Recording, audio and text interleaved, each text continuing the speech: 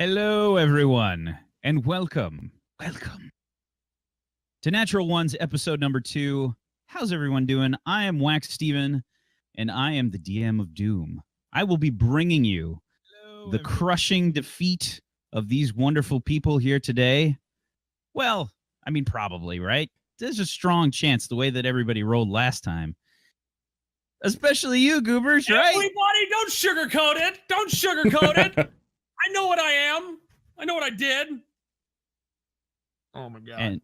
And Dagwood, you might want to activate your microphone. Oh, I'm sorry. I got so excited at Goober's failing that I forgot to unmute my. Yeah, your voice achieved such a high octave that we couldn't hear you anymore. So welcome everybody to Natural Ones. If this is the first time you're watching, this is a D&D 5th edition homebrew campaign that I am DMing for these wonderful people. Hi, I'm Wax Steven. I guess let's go around. Let's introduce everybody and maybe just say who your character is and what class they are. I mean, everybody can see it on the screen, but maybe just give a little blurb about them so everybody can know who you are, and we'll sort of do a recap on the show from last session, and we'll hop into things. How's that? So let's start. Let's go clockwise. Let's start with Mr. Farrington Empire. Why don't you go first? Clockwise. That's counterclockwise. That is. I know clocks. Go for it. Do you? Do it, man. I mean, I'll still go. All my mental energy goes to preparing these sessions. I can't do anything else. At work, I'm just a gibbering idiot. It's fine. Go. Steven knows no time. My name is Farrington Empire. What's going on? I'm a level 3 Aarakocra cleric. I'm a Birdman, Harvey Birdman, attorney at law. His name is Beaks. You can call him Beaks, but his real name is Irk. And yeah, level 3 cleric Aarakocra. Awesome. Basically, yeah. Firecrow, why don't you go next, sir? Well, I am Firecrow, as Wack just said. Redundant. I am a level 3 half-elf rogue and a variety caster. Hi, how are you? Awesome. Goobers? Hi, I'm the asshole who can't roll worth a shit.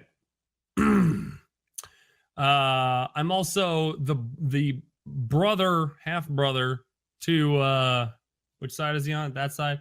That douchebag over there. I am a half orc named Umrak, and level 3 and all that goodness. And yeah, I'm a variety caster on my own channel, Goobers515. Come to my channel if you want to watch me unbox toilet paper. And watch my chat call it college degrees. So Entrancing. Thank you, chat. Dagwood? I am Tiburon, a foppish, overweight half-elf bard. I'm assuming the other half is human, but we'll just have to find out. But no, and I'm just excited to be here. So let's pass it along. And last but not least, Rom. I am as a tool. I am a air genocide monk, level 3. Very and he's cool. Also a rom-com fighter of OBS Studio. Yes, very much so. Thanks for waiting it out while I made the switch from XSplit to Studio in like a matter of 10 minutes. So thanks for sticking around from that Goobers raid. That's impressive. That's impressive. Yeah, can we get some claps in chat, some GGs, and some awesomeness in the chat for Rom switching from XSplit to OBS in 10 minutes? Wait, That's there's something wrong with the overlay. Dag doesn't have white spots. I know, it's fixed. Oh no! I can't do this all cast. I see how it is. Tease the DM before we get started. That's fine. That's good. That's a good way to start, guys. It's okay. Just take it all out on Google. Well, You guys are level 3, right? I'm just asking. No particular reason. It's not like your rolls can get any better. Not at all. Not at all. CR 11. Hey, watch that challenge rating stuff. We know how this works. We're gonna roll badly. It's life. Suddenly Orcus appears in your midst. What do you do?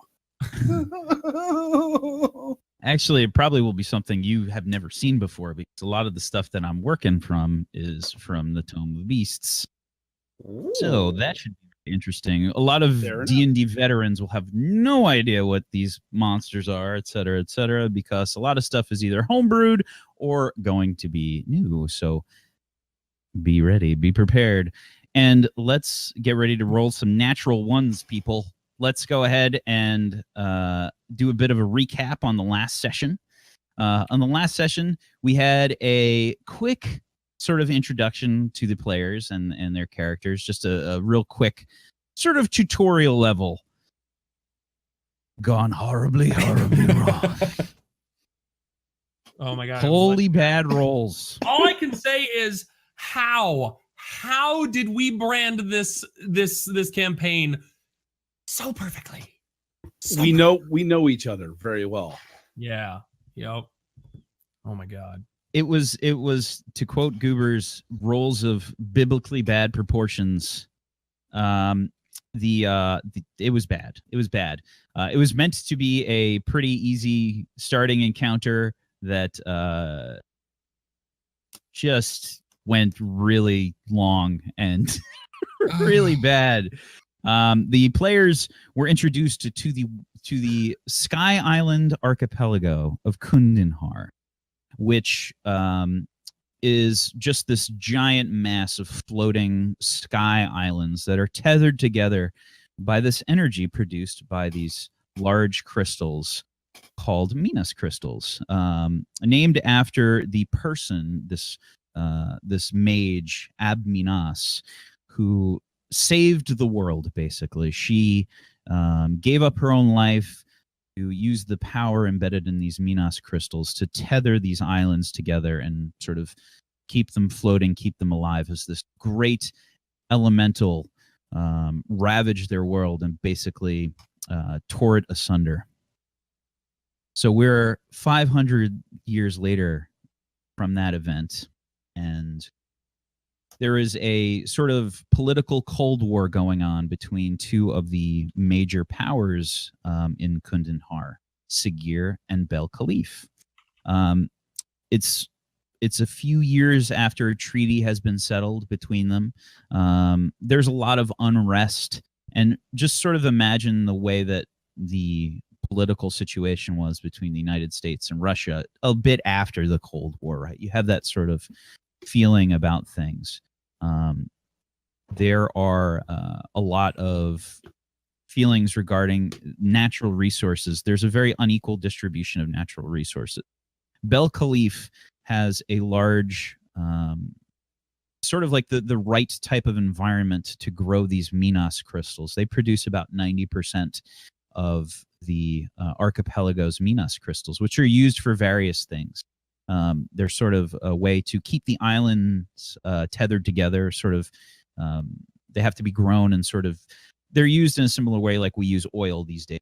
And Sigir is the major producer of water. They have a large population of druids, and basically most of the water for the archipelago comes from Sigir. So they both export very crucial commodities from their respective islands.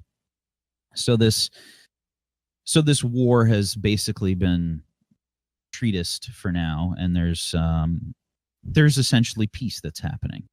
The characters were on their way to the island in the middle there, called Ishiki. Ishiki is sort of this very mercantile kind of port island. Being right in the middle, they receive most of the trade from both of these, islands. They are sort of the mediator a lot of times, not only geographically but also politically. And the characters were traveling on an airship, and they were on their way to the main city in Ishiki, Hamipur, to attend the Festival of Wonders, this festival that had been created by the peoples of Ishiki to sort of help bring the nations together. They were sort of a way to bolster the peace and sort of strengthen ties and such. So last week, the characters were on the airship on their way to Ishiki, and they were attacked by this nuisance, these Asa gremlins. They caused a bit of damage. They killed a few guards, and they enraged Umrak to the point of tears, probably literal tears. I think I saw them last time. I'm not sure. But I went and cried myself to sleep that night. Don't you worry. It actually makes me feel better. That's how DMs like power their sessions. That's good. Just feed off of the tears and sorrow of others. Good people. We need more of you in this world.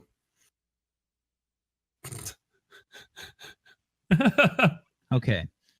So yes, the blue dot on the map, the blue hex there is where you guys are currently located. Kajiri has brought you below decks as the crew has sort of assessed the situation. 3 of the guards that are stationed on the ship were killed in the last encounter, and he has brought you guys down below. There's also children on the ship and other parents and stuff like that, but you guys sort of headed up to defend the ship from these Asa gremlins along with the guards. This is just after the battle. You guys are down below with Kajiri and the parents, and Kajiri has explained to them everything that was happening. He's also mentioned to everyone that with the damage to the ship, he's going to have to make. Everybody's gonna have to make a short pit stop. He's going to make a pit stop at the city of Gorthti, which is where you guys are approaching now.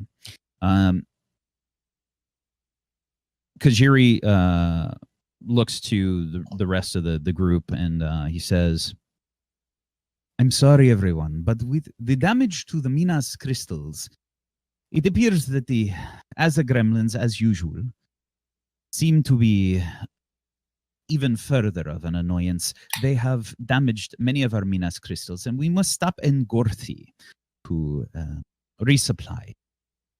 It will be only a short rest, so if anyone would like to leave the ship for a short while, it will be about half hour to 1 hour before we are on the way. Oh, and look, children, you can see, there is Gorthi right there in the mountains. See? Yes, you can see these beautiful, beautiful, well, it is a bit in disrepair these days, but as you can see, it is very special. It is built into the side of the cliff face of Ishiki. And as you guys get closer, Kajiri motions towards the large spherical pane of glass in the front of the section of the ship, and he sort of motions, and you can see outside there is this very bustling city built into the cliff face, into like the very edge of Ishiki. Like this is sort of like the beginning of this island. And we didn't mention it last week, but it is early in the day while these events have taken place. It's probably about like all day for that. What's that? Oh yeah, I'm all day positive back? it was not all day. It No, could just be me, but it felt like a fucking eternity. in fact, was. yeah.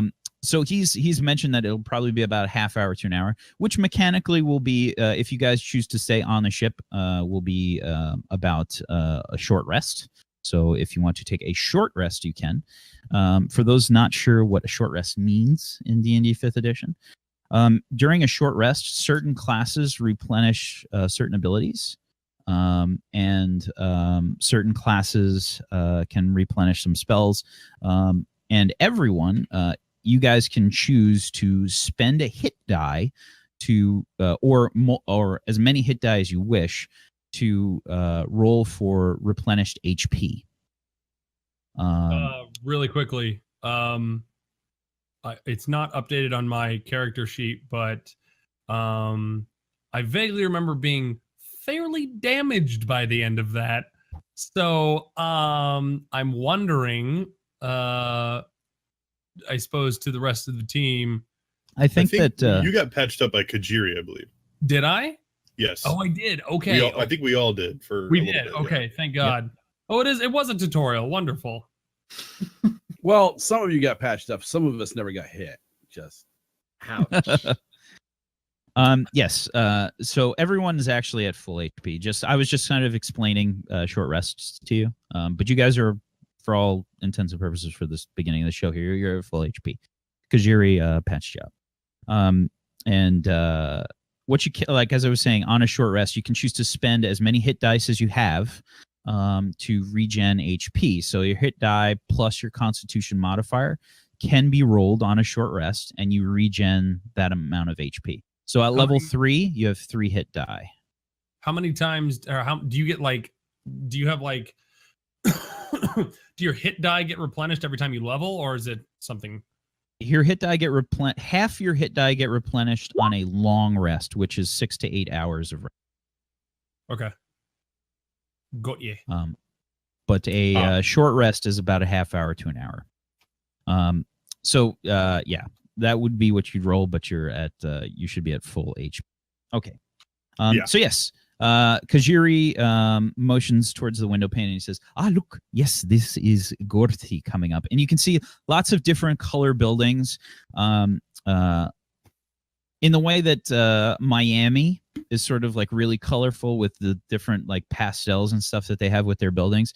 These buildings are sort of built into the cliff face, and they're mostly stone and like sort of like sandstone worked into the rock, and it's sort of like multi-tiered, and it's a pretty small place, but it is very busy. There's lots of different airships that are sort of flying in, smaller and larger airships coming into the port, and Kajiri has pointed out that you guys are sort of like heading towards the dock, pulling up to the dock. And he says, there, if anyone would like to join me, I will be leaving for a short time to purchase more Minas Christi. Once we are underway, it will take us about 3 hours to arrive in Hamipur for the main event. Does anyone else need anything? I believe there are some basic merchants in this city. Kajiri, is there a weapons merchant? A weapons dealer? Yes, there is in Gorti, absolutely. Can you stop dreaming about that damn bow? I won't be dreaming about it after I visit the weapon merchant.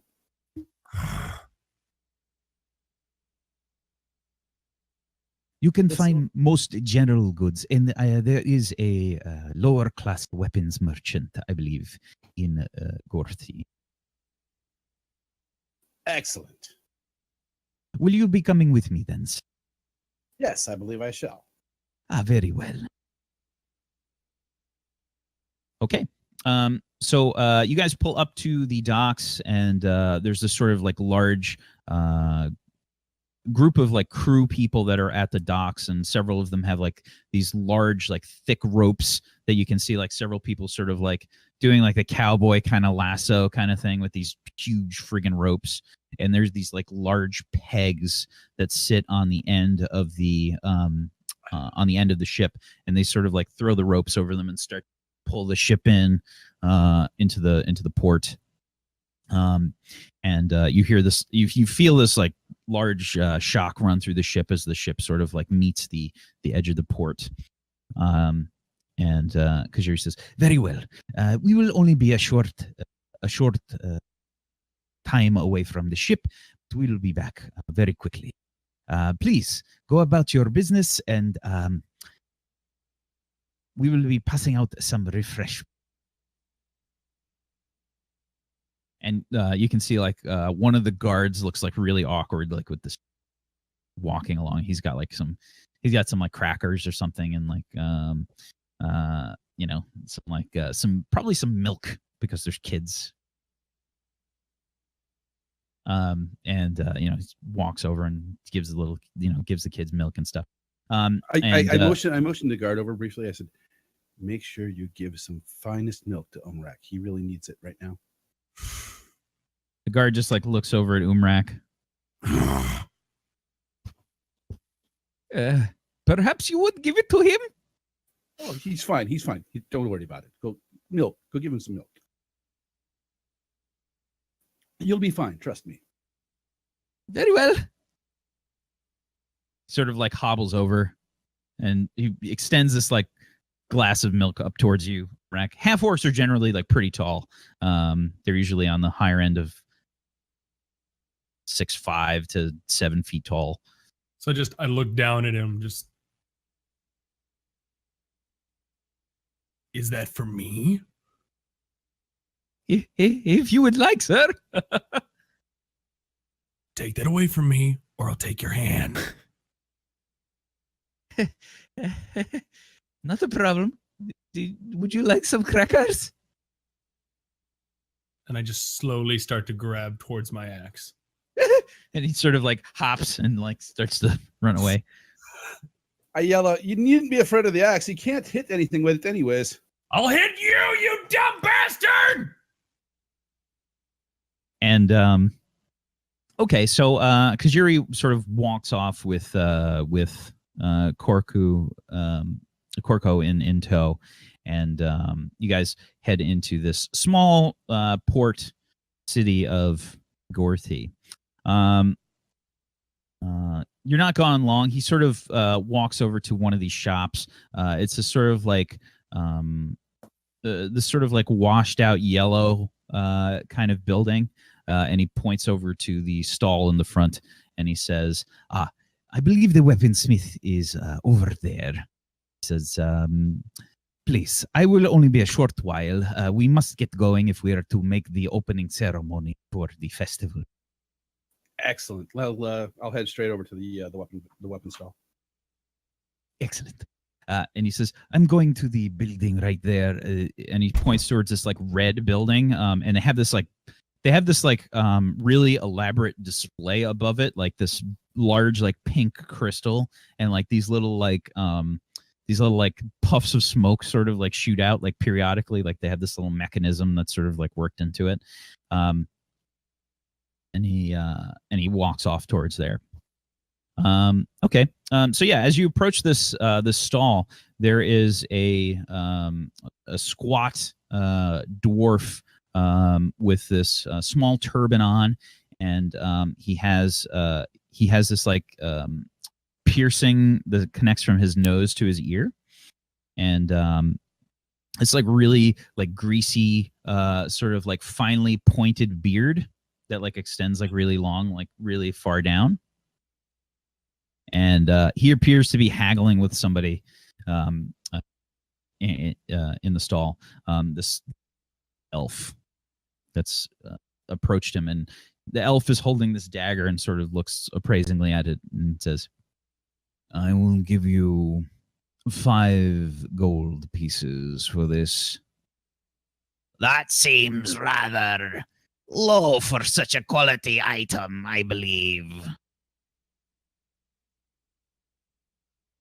5 Standing 5 watches. gold and 2 silver. That is my final bargain. Ah. I would think that 5 gold and 5 silver would be much better. 5 gold and 3. At the very most. Take it or leave it. And he sort of like starts long, like black, greasy beard. And he says, You are a fine negotiator. I will do this for only you. Very well. This is one of my finest daggers for a pittance. You are a man amongst men. Take it and enjoy it. Next. and he sort of motions over towards you. Good sir. I'm looking for a longbow. Would you happen to have any? Ah, a longbow. A longbow. Let me see. And he's got like a big pile of shit like in this stall. Like he's got stuff like stacked up. Like he's got to dig through piles of junk. And he's just like sort of throwing stuff. Like he's like, Longbow. Longbow. No sword of everlasting chaos. No, no. Ah, yes, longbow. Very well. Yes. How much will you give me for it? I study the longbow. What does the quality appear to be? Roll me a perception check. Fair enough. First roll of the Or night. actually, an investigation check. Investigation. Drum rolls, please. Ooh. Hey. Yeah, it's a pretty generic kind of longbow. It's nothing special. This is like on the upper end of piece of crap. On the upper end of piece of crap. Got it. But normally longbows are fairly expensive. They are difficult to make, and they usually run about 50 gold pieces. I look it over and I kind of stroke my goatee a bit and about 45 gold. And so he looks at you. He looks at you rather harshly. Roll me a persuasion check, please. And this is where it goes horribly wrong. Oh, there So he says, it is. Surely you are an uncultured person if you believe I am willing to part with this bow for anything less than 60 gold pieces. 60 gold pieces, you say? Why, of course, I have some of the finest work in land. Well, that may be, but I'm heading to the Festival of Wonders anyways. So perhaps I should wait and take my business there, but I could be persuaded to part with 47 gold. so he looks at you and says, For such a fine craftsmanship, I would not part with this for less than, say, 56 gold pieces. No, I don't think so. Perhaps 48. roll me another persuasion check.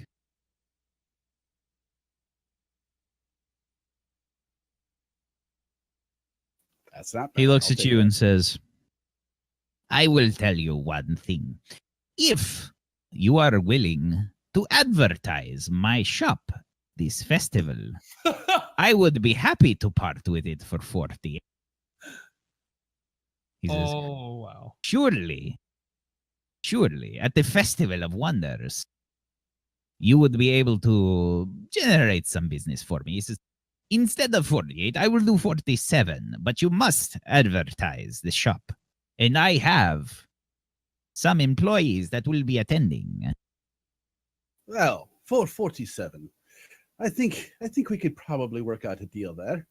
I will be, after all, participating in some trick shooting there. So, if I should this is happen to most win, excellent. I will most certainly feel free to tout the fine bow that I bought here. What is your name, good merchant?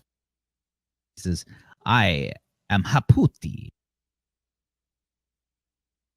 Indeed, you are.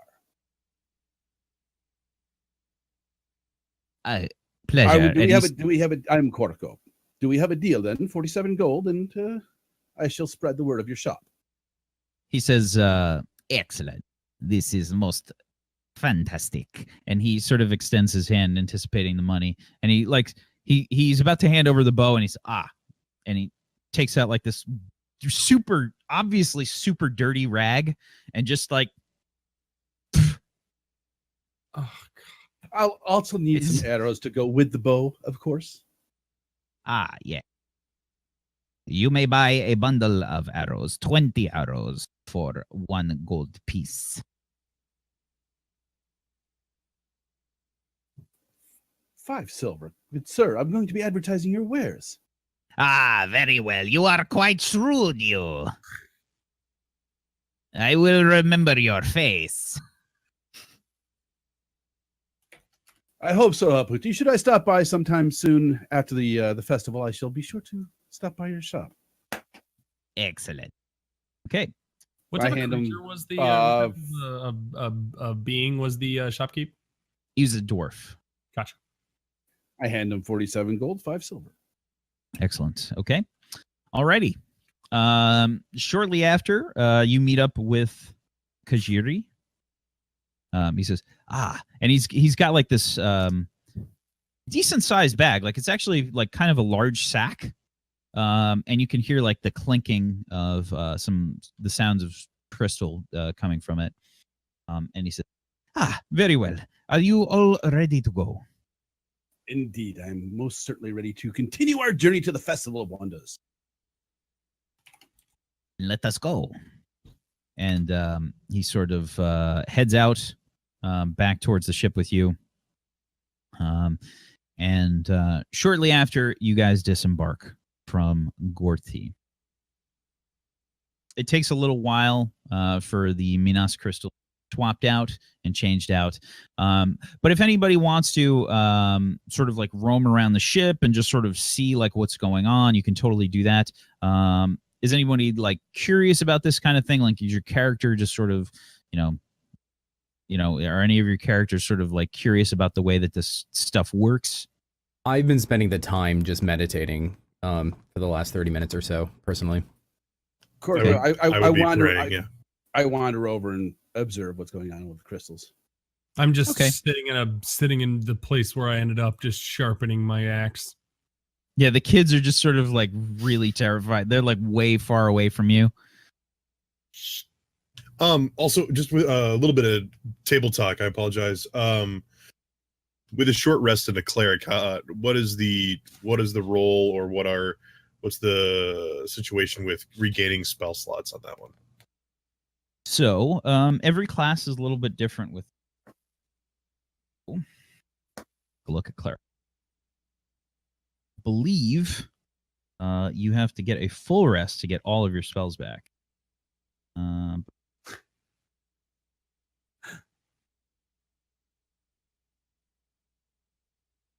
Yeah, long rest. Oh, so I don't even get partial? Okay. Nope. Sorry, everybody. Don't get hurt. Yay. You will have a approximately a 4-hour rest until you get to Hamipur. But Corco, as you're sort of watching things happen as these people are switching out these Minas crystals, the crystals are sort of set up in various places around the ship. They are specifically near the large propellers that are around the ship, and they sort of, as the guards take them out, you can see that they're quite obviously damaged. You can see like these fissures that have formed in the crystals and these like large cracks. And the crystals that are being used on this ship are all an orange color. And they are about the size of like probably like the size of your thigh or so, somewhere around there. So decent size, about like 3 feet, long or so, and about 2 feet around. Yeah, they sort of rest in these contraptions that look like these spikes are sort of like sticking into the crystals when they sort of put them in. And the apparatus that holds the crystals, when the crystals are inside, glows a bit white hot, like the people that are handling the crystals take these like large calipers to remove them. And if you get close to them, you can actually feel like the heat coming off of them. There is quite a bit of heat that comes. And 2 of the crystals have been damaged, it appears. And there's this sort of like elaborate process for them to remove them. They actually have to do it rather quickly, because you'll notice that the ship starts to like just list a little bit, like as the crystal is removed. So I look around a little nervously as the ship settles differently when they're changing these out. I'm like, okay. Yeah, like everybody on the ship can sort of like feel it, like just lean like a little bit.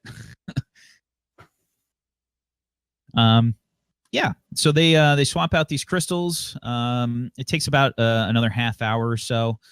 So approximately 1 hour has passed, and everybody's underway again.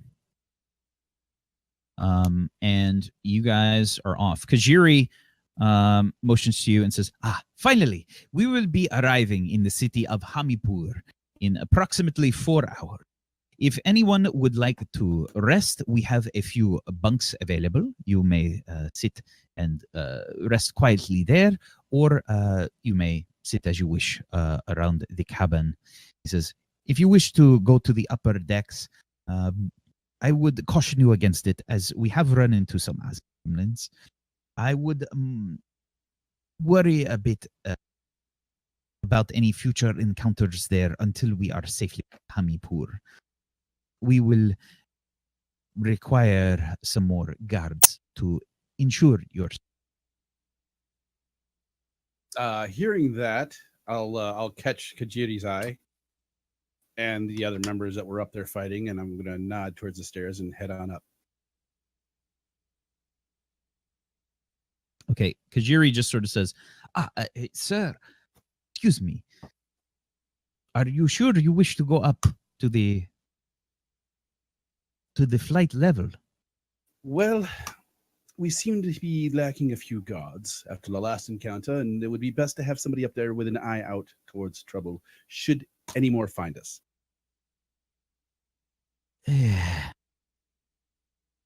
You are probably right, but I am worried for your safety. Are you sure you wish to do this?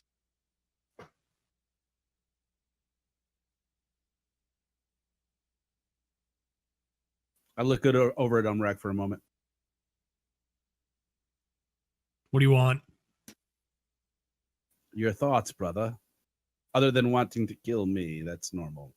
Give me a moment. I have to find other ones. It'll take longer than a moment in that head. They need more people up there. Let's go. My axe is sharp enough. I just get up and I just walk. Well, you see, I can't leave my brother up there alone. Who knows what trouble he'll get into? You are most assuredly correct.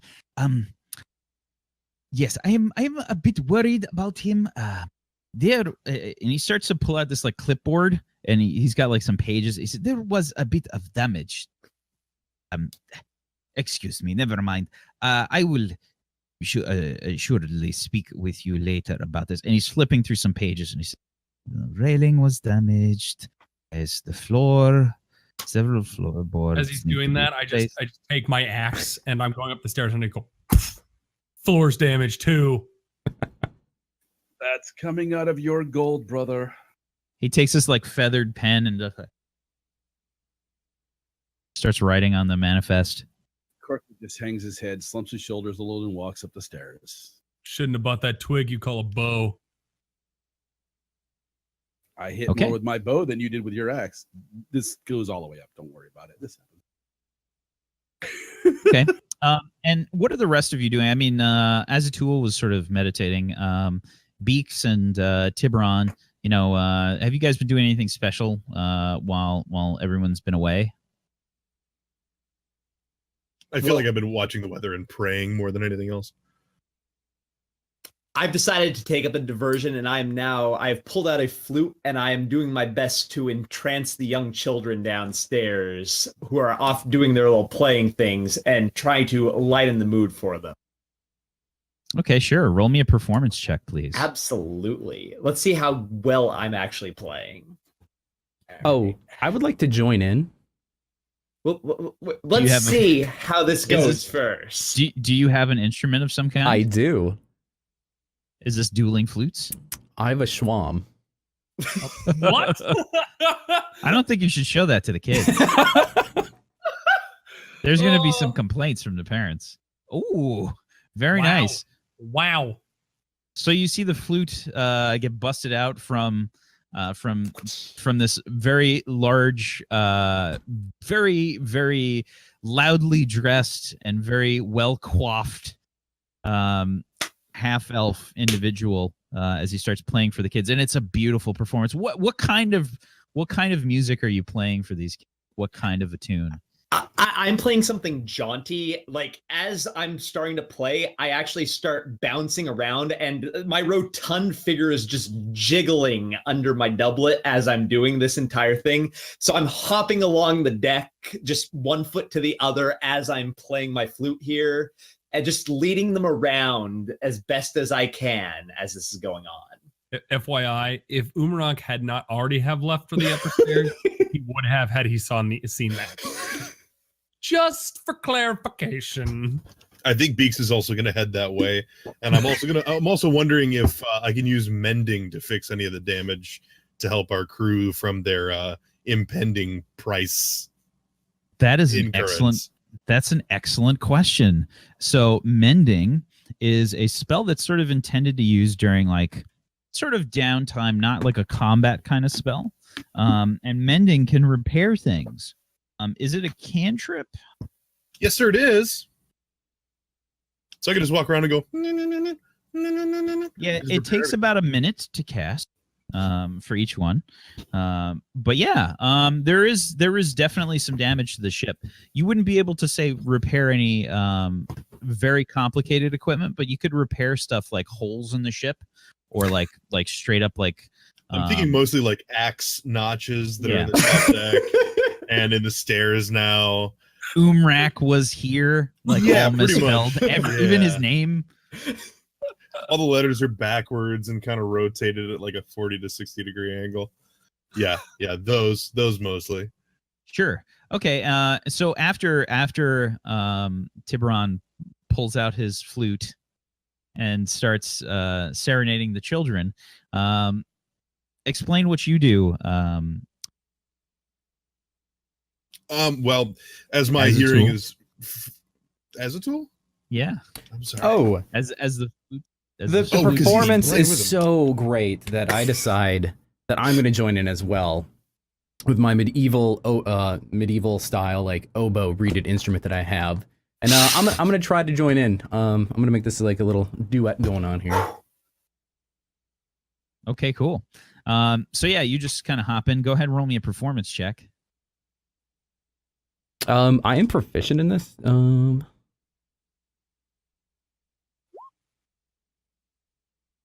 Okay, so yeah, this is like when you're like, you know, you're like totally super serious garage band is like rocking out, and then like your little sister comes in with her recorder, just starts like you're like, get out, I'm telling mom. No. I'm going to take this good-naturedly, and as he does that, I join in, I like encourage the kids, and I bounce around him, and as he's playing shittily, I'm just going to do my best to counterpoint his shittiness at every turn by being absolutely amazing, so it shows and makes it comical. Sure, absolutely. You just start playing along. Roll me a deception check. Deception. Okay. All right. Let's do this.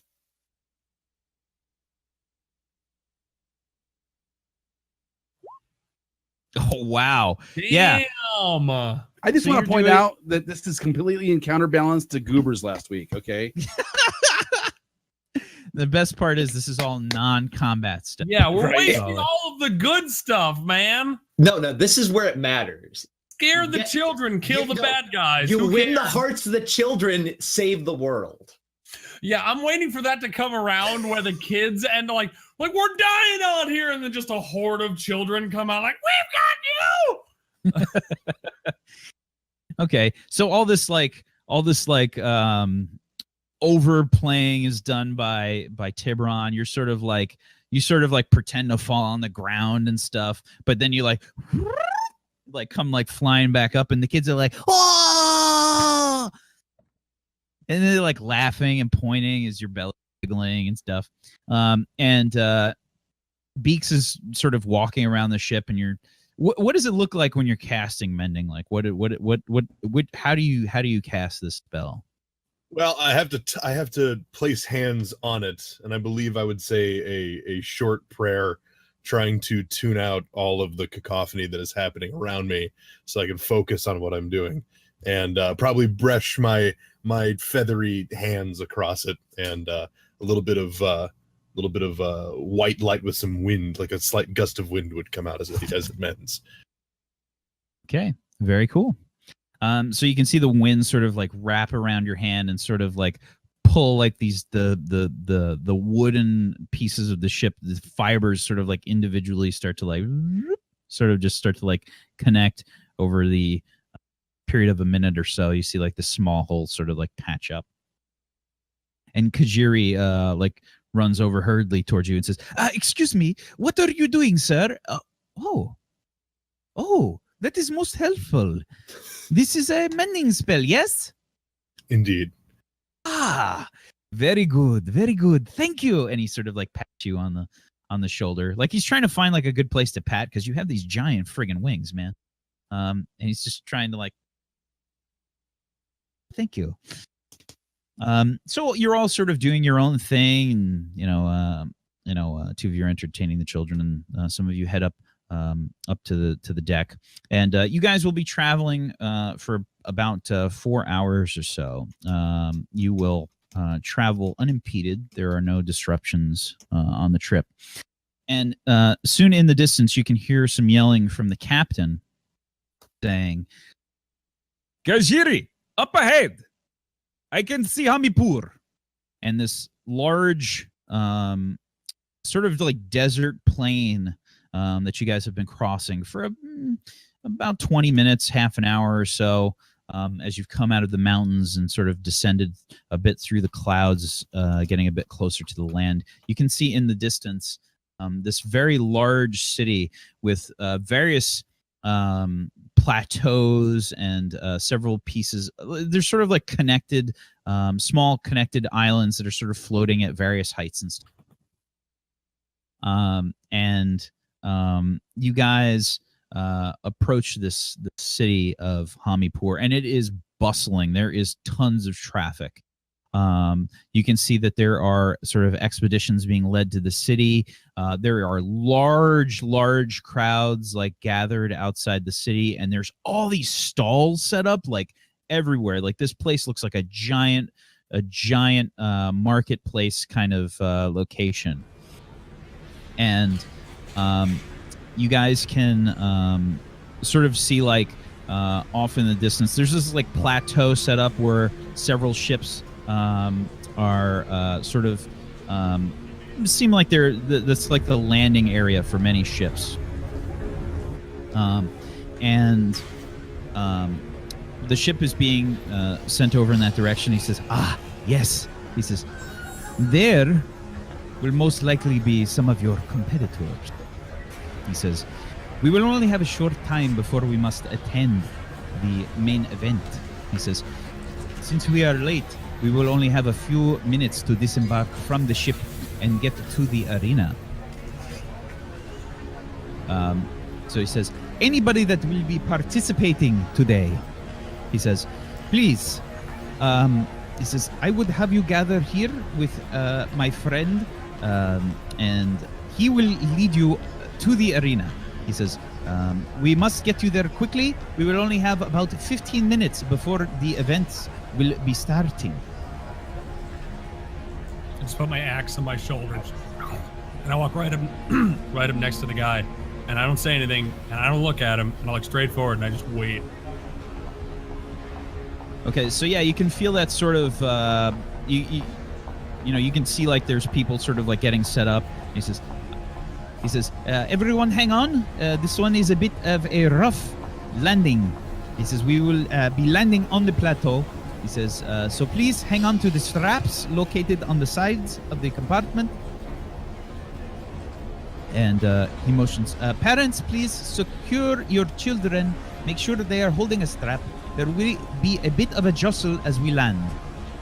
And shortly after he mentions it, about a minute later, you guys can sort of like hear this like, as like you can hear like the ship start to like touch the ground, and there's like a bit of a like shh kind of scraping kind of noise, and you feel like this large like jolt as you're all sort of like pulled forward a bit as the ship just sort of starts to hit the ground. And now the ropes, hang on. And the ropes just sort of like catch the ship, and you can feel this like really large tug where it's just like you guys get all pulled forward really hard as the ship has now fully landed. And that's probably a good spot for us to take our first break. Swiggity sweet.